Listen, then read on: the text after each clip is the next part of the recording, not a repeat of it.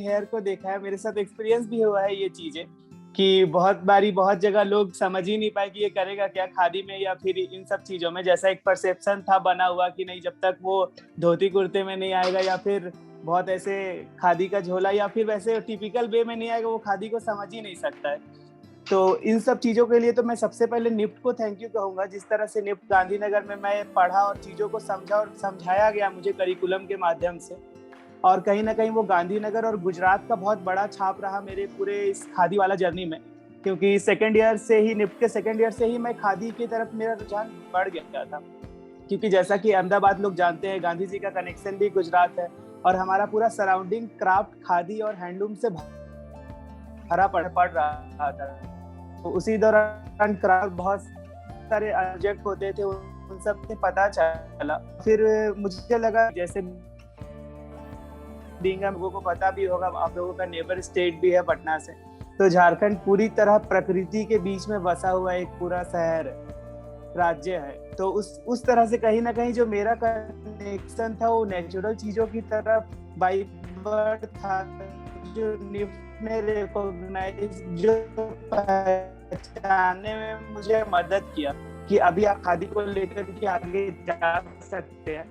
तो NIFT second year से मैंने खादी में काम करना स्टार्ट कर दिया था और गुजरात के खादी के स्टाफ में काम कर रहा था। But at the same time हमेशा से मेरा इंस्पिरेशन और जो भी सोर्स ऑफ इंस्पिरेशन कैसे रिलेट करूं और जो झारखंड में हिडन जो भी टेक्सटाइल आर्ट है उनको कैसे आगे लेकर तो वो कई ना चीजों को मुझे समझाया। Saying that we are very fortunate to have been born in a country with such a diverse and such a rich historical heritage of handloom and handloom related craft products since ancient times. Talking about the origin can be traced as far back as the Indus Valley civilization, which is 3,000 years before the Common Era, which is more than 5,000 years from the contemporary time. There are a lot of and there exists a lot of regional diversity in it. Regional diversity, every region has its own unique handloom oriented craft. Khadi is visible in every village, almost every village in India. So from khadi to every village in India to the brocades of Banaras, to the muslins of Bengal or Kashmiri shawl, ikat of Nuapatan in Odisha, Tasar of Bhagalpur, Muga of Assam, Kanjivaram in Tamil Nadu, Kanjivaram silk, Paithani in Maharashtra, and the list goes on. It's a very long list.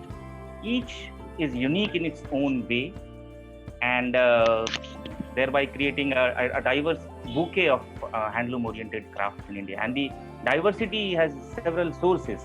The diversity stems from the use of. I'll come to the historical perspective, but I'm so compelled to talk about how beautiful this craft all across India is. I was doing this research for a while over in this area, and one would be mesmerized by the type of diversity that exists. I was saying the sources of diversity, it stems from the use of the different shades of color, the motifs and the texture, the fineness of the work, the overall craftsmanship. There are many sources of this diversity. So these handlooms, you see, are also an integral part of our festivity. There are different social subgroups that exist all across the length and breadth of the country, and these handlooms are an integral part of their religious festivities and rituals and initiation ceremonies. Can be seen everywhere. So this is very integral to our existence and our identity. Now, the origin, as I said, it can be traced as far back as the Indus Valley civilization, 5,000 years from today. The excavation at Mohenjo-daro, which was the main seat of Indus Valley civilization. In the excavation there, it has been the fragments of spinning wheel and spindle has been found, and we know that they were familiar with the art of agriculture and cultivation. So we can conclude safely that handloom and related craft was a fully developed practice in those days, right from the cultivation of cotton to spinning and to weaving. So, and handloom also, apart from the Indus Valley civilization relic, it also finds its mention in several Buddhist literature, Vedic literature, especially the later Vedic period literature. There are Sanskrit shlokas and hymns which use handloom and weaving as a metaphor to represent those deeper philosophies of life. Weavers of Banaras have been mentioned in several Buddhist texts. I'm reminded in this regard, I'm reminded of a very famous doha of Sant Kabir. I'm sure you all would be familiar with it. It's very famous, and it has been adopted in many contemporary songs as well. It says, "Jhini jhini beeni chadariya, kahe ka tana, kahe ki bharni. Jhini jhini beeni chadariya, काहे का ताना काहे की भरनी, कौन तार से बीनी चदरिया, कीड़ा पिंगला ताना भरनी, सुषुम्ना तार से बीनी चदरिया." And the last line is the most beautiful and the most touching one, I find it. दास कबीर जतन करी ओढ़ी, ज्यों की त्यों धर दीनी चदरिया. Now, chadariya means the bedspread, you all know. Jhini jhini is an expression to capture the fineness of the craft. Jhini jhini beeni chadariya, kahe ka tana, kahe ki bharni. Tana and bharni, tana is the warp and bharni is the weft filling yard. So warp and weft. So question being asked, what kind of warp and what kind of weft has been used? This is the doha of Kabir. Kaun tar se beeni chadariya. So which weave, which thread has been used to weave this chadariya? The chadariya here is an emblem of the life itself. Ida Pingla Tana Bharni. Ida and Pingla are two, these are called nadis. Nadis are, in the yogic tradition, nadis are an organ of the body to carry information from the mind to different parts of the body. This is what I have understood. Ida Pingla, and there is one more, Sushumna. So in any of the Vedic representation, you will often see Ida Pingla and Sushumna nadis being represented as a coil-like structure, as a helical structure, and the Sushumna passing from in between. These are not found in the modern medical sciences, but our yogic tradition very much recognizes. Sushumna tar se beeni chadariya, and Das Kabir jatan kari odhi, jyon ki tyon dhar deeni chadariya. So which means you cannot take any even an iota of material from this world when it is time for you to depart. You are allowed to keep it as it is. Bade jatan se participate in life wholeheartedly, but when it is time to depart, you will have to return it back as you received it. Jyon ki tyon dhar deeni chadariya. So this is one doha of Kabir, and Sant Kabir himself was a weaver by profession, and it is said that the practice of handloom acted as a catalyst to his literary pursuit. Good evening to all the panel members, and good evening to our expert speaker, Mr. Ashish Satyavrat Sahu, and very good evening to all our dear students. There is a very fine quote by Leo Tolstoy: "Art is not a handicraft; it is a transmission of feeling the artist has experienced."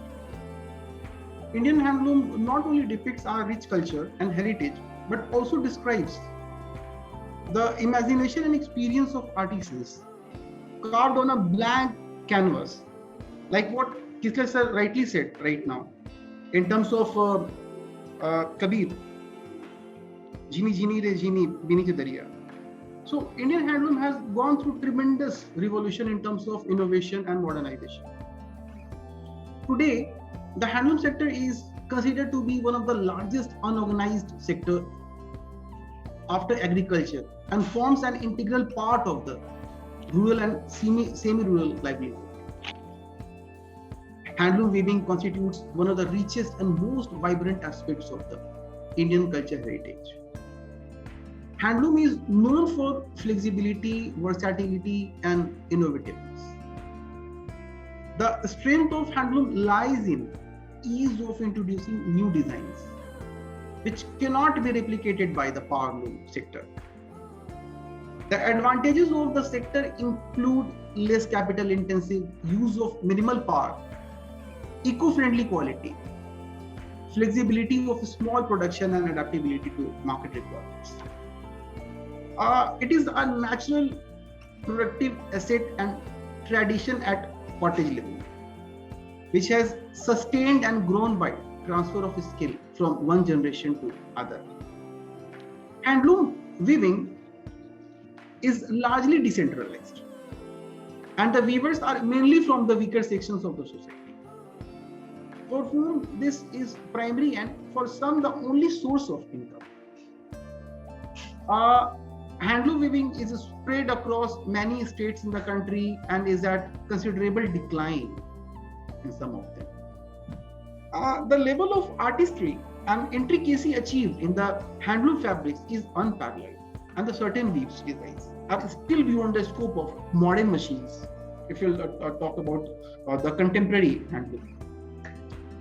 For lack of equal opportunity, the weavers are leaving the sector in droves, unfortunately. And today, if the handloom industry is attributed as sunset industry, then it's solely because of somewhat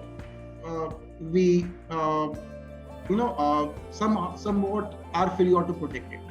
In other words, we are staring at landmine where the handloom industry is concerned, and it is time to hear the alarming.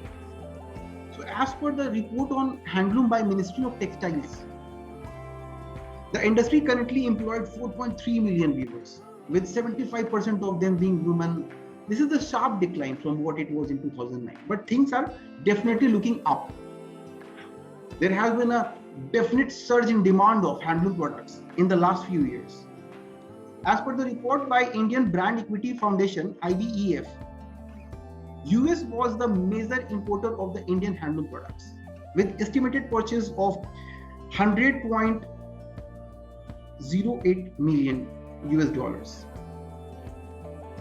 followed by the Italy, UK and UAE at $19.65 million US, 18.45 and 18.8 million US respectively. So Spain, Germany, France, Netherlands, Australia, Japan, Sweden, South Africa, Greece, Thailand, Chile, Sri Lanka, Belgium, Canada, Denmark and Norway were some other key export destinations. So this is what we have achieved recently. Let's talk about some of the positive parts of the handloom industry. As 95% of the international handloom market is fed from, I'm saying 95% of the international handloom, right? So 95% of the international handloom market is fed from India. With Make in India, Skill India development and weaver initiatives and cluster building, the supply status looks promising, though the journey is going to be long and arduous. Handloom industry had got a much needed shot building. The supply status looks promising, though the journey is going to be long and it's definitely long and like I said, it's arduous, right? But thanks to the three factors: the first, e-commerce boom; second, government support; and third, initiatives like Make in India; and most importantly, changing consumer preferences and their inclination to acquire unique fabric and designs. Sir अगर आज के youth को लेकर के बात करूँ तो youth के बीच में तो बहुत ज्यादा अवेयरनेस आया है. मतलब जैसे मैं दो ब्रांड चला रहा हूँ, एक हैंडलूम पे बेस्ड है और एक खादी पे बेस्ड है. तो ज्यादातर जो यूथ का अटेंशन है वो मेक इन इंडिया चीजों पे, आफ्टर पॉलिटिकल इन्फ्लुएंस, जो लोगों का एक नजरिया बदला है, लोगों का अपना लोकल के नजरिया बदला है और लोगों को ऐसी चीजें चाहिए जिससे जो उनके आसपास से हो. तो कहीं ना कहीं ये हैंडलूम सेक्टर में युवाओं का बहुत बड़ा रुझान हुआ है खरीदने के लिए. और कुछ ऐसे डिजाइनर्स भी हैं जो अभी के फैशन और ट्रेंड को देख के काम कर रहे हैं. तो वो कहीं ना कहीं बैलेंस बन रहा है आज के टाइम में, जो रिक्वायरमेंट था यंगस्टर के बीच में कि ठीक है मतलब हम हैंडलूम तो पहनेंगे बट हम अपने फैशन और ट्रेंड से भी कॉम्प्रोमाइज नहीं करेंगे. हैंडलूम सेक्टर जो हम लोगों का बहुत रिच है इंडिया का और अपने आप में बहुत डाइवर्सिटी भी है. तो मुझे लगता है कि पहले हमें अपने हैंडलूम और हेरिटेज को ही आगे लाना चाहिए, ना कि उनमें कुछ चेंजेस लाना चाहिए. और चेंजेस हमें लाने का जरूरत का है उनके अगले स्टेप में। हमें वीवर्स के वीव करने देना चाहिए जो वो कर रहे हैं अभी। मतलब मैं खुद भी ऐसे फील्ड में रहता हूँ सर, मतलब वीवर्स के साथ में, और बहुत से नए कुछ ब्रांड या नए लोग आते हैं, वो कुछ एक्सपेरिमेंट डाल देते हैं चीजों में, तो जिस वजह से बहुत से वीवर्स है कि वीविंग से डरने लग जाते हैं। मतलब ये भी होता है, मतलब दोनों पॉसिबिलिटीज है, 50-50। So far, the things that have come up, some are very, very legendary. The legacy value that you have, like Pishle said, and then Rishikesh said about the way things are looking, the world looking south, where a number of people engaged in handloom that was going down. Now, I'll just give a brief, ballpark figure of how this clothing and textile looks in India. So, in the year 2019, when we did not have pandemic, we were doing about $140 billion in total, and out of that 140 billion, 100 billion was the Indian market, clothing and textile. And then when we talk about exports, there was about 20 billion of clothing and 20 billion of textiles. And of course, due to pandemic, things came to a staggering halt, and then again it has revived to quite an extent. Now, so if I were to just give you one more data, the data is that out of all the handloom, hand-woven product, hand-woven fabric which is made in the world, 95% is made in India. So the question that what is the future of handloom is, I would say, redundant, although it's pertinent. But if you're doing 95% of the world hand-woven fabric, then we should be going north, not south. So of course, there are so many underlying reasons why things have been looking a little south. But I'm pretty upbeat. So there are two things that there are two divisions to it. One is that when we say future, so when you look at a lot of these researchers, a lot of people say that future is going to be like this, provided these things happen. So the government gives loans and then connects them with the markets and various kinds of training programs to be given to these people in the hinterlands of India, and so many things. So that is a conditional future. And the other future is, which does not depend on anything, and it finds its own path. So I'm interested, and I'm more, I love the second one, which is things happen on their own, you can't stop them. And technology is one such thing. You cannot stop it, whether you like it or not.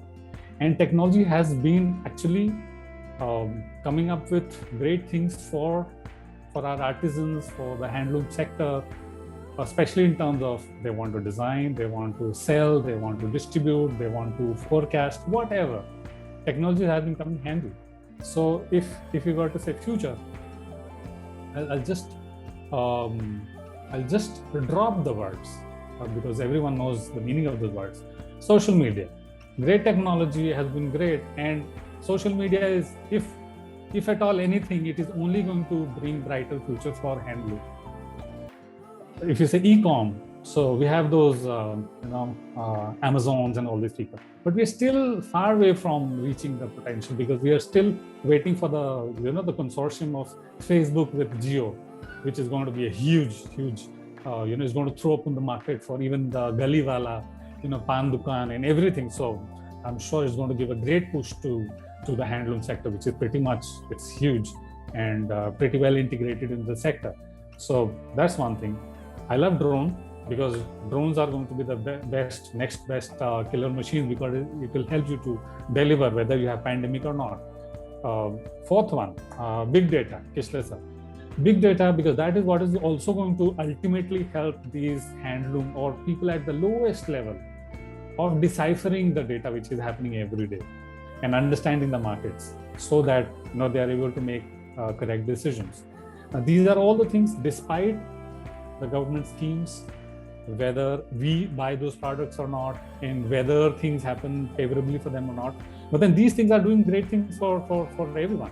And same for artificial intelligence and smartphones, the biggest weapon. And then Reliance Jio, which is, I think it is the biggest development as per me, which has really helped to all the sectors, and including handloom sectors, bringing cheap technology to all these people.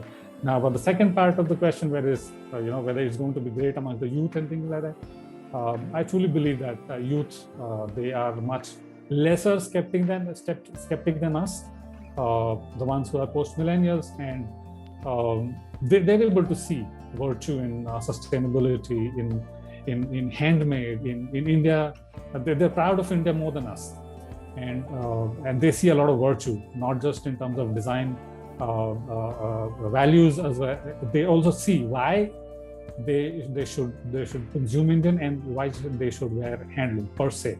So I truly believe that the future is going to be great, not only because of those conditionalities that things are going to happen, but also because there are certain things which are happening and which are taking, finding its own course, and is generating a lot of value for everyone, and also generating value for the handloom sector, the people as well as the business. Very good evening to everyone. Sir, जब हम sustainable fashion के बारे में बात करते हैं तो हम ऐसे प्रोडक्ट्स या मर्चेंडाइज के बारे में बात करते हैं लाइक जिनको बनाने में या उसके जो मैन्युफैक्चरिंग है उसके प्रोसेस में, या फिर उसके डिस्ट्रीब्यूशन में, उसके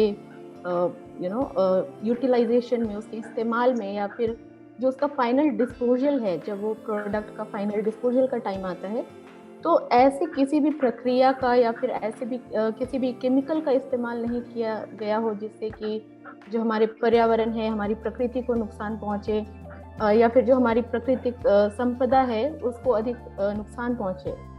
और इस पॉइंट पे अगर हम थोड़ा सा फास्ट फैशन के बारे में बात करें तो हम ऑलरेडी देख चुके हैं कि उसका एडवर्स इफेक्ट क्या है। तो जैसा सर आपने बोला कि जो फैशन इंडस्ट्री है वो जो लार्जेस्ट कंट्रीब्यूटर है ग्लोबल पोल्यूशन का, तो सर करीब जो 20% ऑफ वाटर पोल्यूशन है ग्लोबल पोल्यूशन का पार्ट, और जो 10% एयर पोल्यूशन है, तो उसका कंट्रीब्यूटर जो है वो हमारी फैशन इंडस्ट्री है। और कहीं ना कहीं पे ये रियलाइजेशन लोगों में आ चुका है, जो कंज्यूमर्स है उसमें आ चुका है, यहाँ तक कि बहुत सारे ऐसे ब्रांड्स हैं जिनका ध्यान इस ओर जा चुका है, जैसे कि नाइकी है, लिवाइस है, H&M है, यूनिलीवर है। तो ये सारे जो ब्रांड्स हैं अब सस्टेनेबिलिटी और जो पर्यावरण के इश्यूज हैं उनको ध्यान में रख के आगे काम कर रहे हैं। और सर, जब सस्टेनेबिलिटी की बात आती है तो इन्वायरमेंट के अलावा भी उसमें बहुत सारे कुछ पहलू होते हैं जो कि बहुत ही ज़्यादा इम्पॉर्टेंट हैं। आप रोजगार सृजन की बात करते हैं, आप कस्टमर बेनिफिट्स की बात करते हैं, आप बिजनेस ग्रोथ की बात करते हैं, सोशल एस्पेक्ट्स उसमें एक बड़ा योगदान होता है, और फिर प्रॉफिट और जो बिजनेस पर्सन्स हैं उसके ग्रोथ की बात करते हैं, बिजनेस अपॉर्चुनिटीज़ की बात करते हैं। तो मेरे ख्याल से हैंडलूम इंडस्ट्री जो है वो कहीं ना कहीं इन सभी पहलुओं को खुद में समेटे हुए है। It is like a combination of all the aspects of sustainability.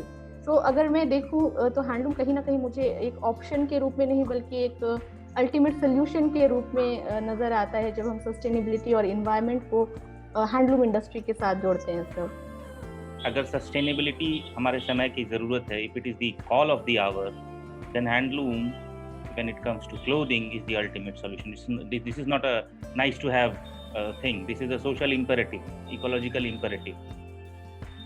I would like to say that handloom and the related vocation has touched the life of each and every person present here, outside, this generation gone by, and generations to come, in such a profound manner. Maybe today we are living in an age of artificial intelligence and sophisticated automation, so we do not realize it. But let me take the attention of this panel, this group of people, to our freedom struggle era. The handloom and weaving has been an integral part a pivotal instrument of our freedom struggle. Our legendary freedom fighters led by Mahatma Gandhi, they gave a call for Swadeshi. Now, what was the reason behind this call? The reason was they were far-sighted enough to see that Britishers have colonized our country. The foreign powers have colonized us because they have economic interests here, pecuniary interests here, and they are perpetuating their rule for the same economic incentives. So once those incentives are destroyed, they will have no reason to be here in India.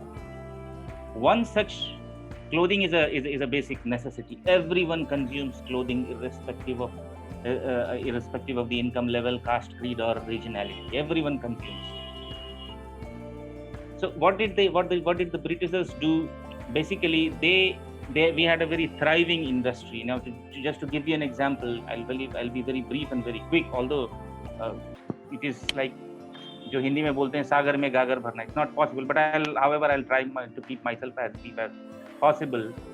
The craft, just to give you an idea of how rich or how developed our craftsmanship was, Amir Khusro, the medieval poet, Mughal poet, compared it with buffed hawa. Buffed hawa means woven air. It was as the finesse, impressed by the finesse of the work. Marco Polo said it is like a spider's web, so delicate and so fine. Count of yarn was used, and the overall workmanship was of such a high quality and caliber. So this is what ultimately happened when after the advent of the Britishers, they converted India into an exporting hub. I'll clarify what kind of export.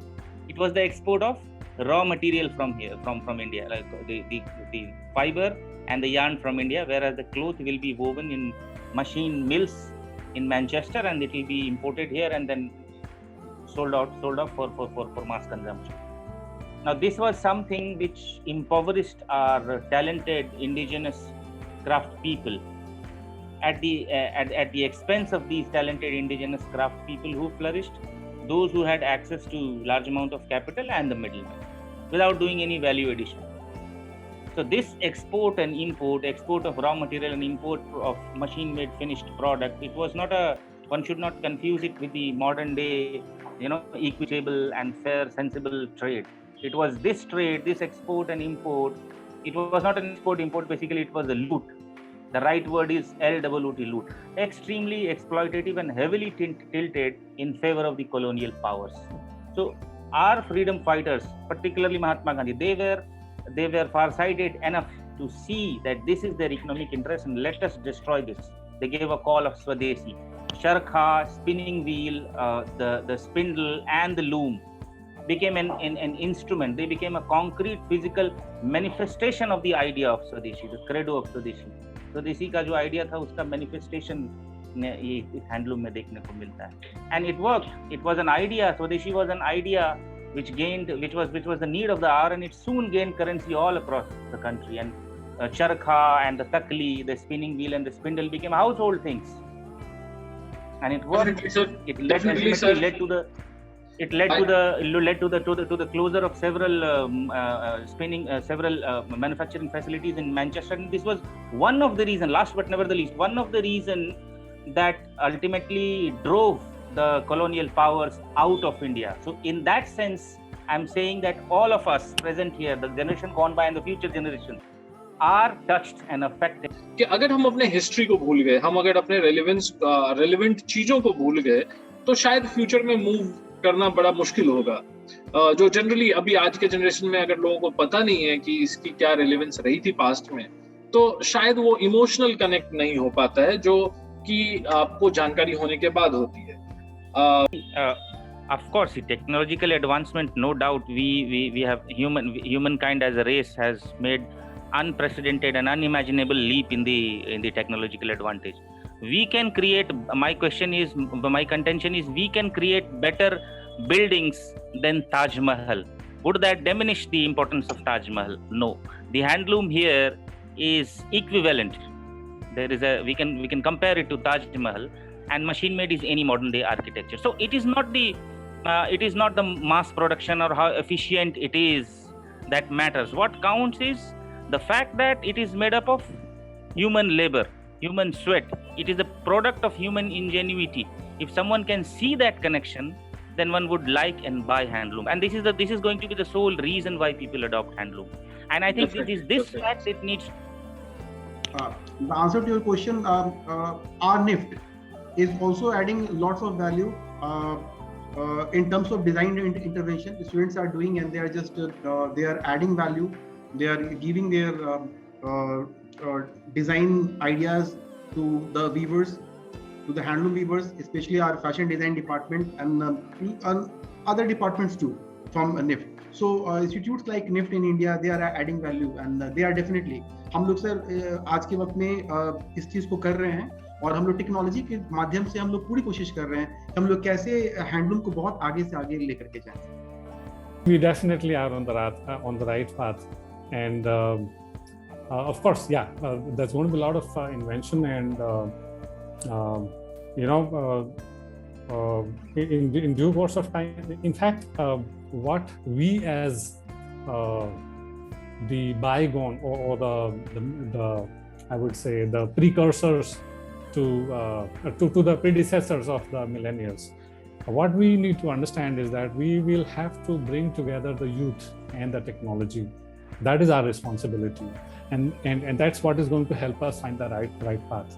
So when I say that, it is not one of those old age people, wise people who invented Facebook, or for that matter Yahoo or Amazon. It was those very young people who did that, and they changed the face of the world. So the youth, especially our NIFT students, they are the ones who are going to give us solutions. We just have to guide them. And by way of this discussion, this panel discussion that we are having right now, especially what has come from Kishle sir and Rishikesh sir and Archana ma'am, and then Ashish sir, that's what we're doing. We're helping them to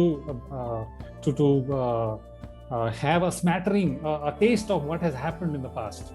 And also today we are so huge. 95% of the handwoven is from India. So you should know about it, and then you should do something good about it. You're going to make tons of money, and there's so much of opportunity and pride and prestige. So technology is what these people are going to handle much better than us, of course. And whether we invent it or someone else invents it, technology is going to find its way. But all that we have to do is to fuel the imagination of these, especially our students. They are the ones who want to. So one Facebook, one WhatsApp is $18 billion. One Instagram is more than $100 billion valuation. Can you imagine if we add another 100 billion to our handloom sector? We're talking about at least 20 to 30 times of increase. If not the sector increasing, at least this technology is going to tell everyone in the world that we make 95% of the hand-woven product. So if you want something, you should come to India. Definitely, we are on the right path, and I think we should take technology as the problem-solving tool and not as a destructive tool. And whatever problem that we are facing right now in the handloom industry, if it is possible to solve that through technology or some new advancements, then definitely we should take that call. And yes, obviously. अपने पे लेकर के बोलूँ तो मैं बस यही बोलूँगा, मैं हैंडलूम को हैंडलूम रहने दूंगा, और जो टेक्नोलॉजी है उसको मैं हैंडलूम के बाद यूज करूंगा, उसके प्रचार प्रसार और उसके एंड प्रोडक्ट में. तो कहीं ना कहीं वो हैंडलूम और टेक्नोलॉजी के बीच में जो मैं कर भी रहा हूँ, बैलेंस बना रहा हूँ मैं, क्योंकि जो एक गैप आ चुका है कि लोगों को पता ही नहीं था कि उनके आसपास भी कुछ बुनाई होता है. तो उन सब चीजों को मैं टेक्नोलॉजी के माध्यम से लोगों के सामने लेकर के आ रहा हूँ, और अपने स्किल के माध्यम से उसका एंड प्रोडक्ट पे काम करके लोगों के सामने आज के समय के हिसाब से लेके आ रहा हूँ. तो मैं हैंडलूम को हैंडलूम ही रहने दे रहा हूँ, लेकिन वो इमोशनल कनेक्शन जो आपने बोला सर, उन सब चीजों को टेक्नोलॉजी के माध्यम से बाहर लेके आ रहा हूँ. कि जो चीज जिसकी जो इम्पोर्टेंस है उसको रहने दो आप, जिसको जिस चीज के लिए बनाया गया है उसको वो करने दो. Technology can be used to reach people, technology can be used to reach markets. Technology जैसे किसले सर ने ताजमहल का एग्जांपल बताया, तो ताजमहल को ताजमहल रहने दो, लेकिन वहां तक पहुंचने के लिए अच्छे रास्ते बना दो, वहां पर लोगों के जाने के लिए अच्छी टिकटिंग की व्यवस्था करा दो. ताजमहल अपने आप फेमस होगा और ताजमहल का नाम अपने आप विश्व में आगे बढ़ेगा. Technology is an enabler, and not an end unto itself. Obviously. So, and we definitely are looking at Government of India today and various state governments, including our Bihar government, as a very positive outlook. Because today also I was hearing to our Honorable Minister of Textiles today in the morning address, and it was mentioned that yes, the weavers are being onboarded on government portals like GEM, जहाँ से कि वो directly government organizations को बेच सकते हैं. तो इस तरह की technology based enabling government is also looking at, and we definitely as a part of, as an arm, as a institution governed by the government, are definitely trying our level best, as Rishikesh sir has said.